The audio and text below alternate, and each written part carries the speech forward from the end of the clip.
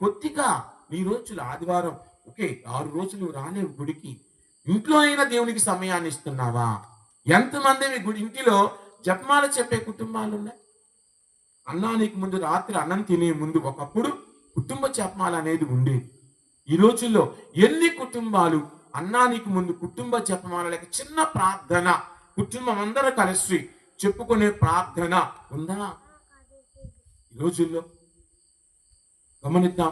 అదేమంటే మమ్మీ నేను project work లో ఉన్నా, నువ్వు స్టార్ట్ చేయి. హోంవర్క్ చేస్తున్నా, నువ్వు స్టార్ట్ చేయి. అదే కదా అందరూ సగానికి సగం మంది. హోంవర్క్ ట్యూషన్కి వెళ్ళి ఇప్పుడే వచ్చాక నువ్వు స్టార్ట్ చేయి. 10 నిమిషాలు దేవుడి కోసం, 10 నిమిషాలు భగవంతుని కోసం ఇంటిలో కేటాయించలేని స్థితిలో ప్రస్తుత సమాజం అందరం నేను మిమ్మల్ని అంటలే అందరం ఇది ఒక్కళ్ళు గుడికి వచ్చే వాళ్ళు రాని వాళ్ళని కాదు అందరం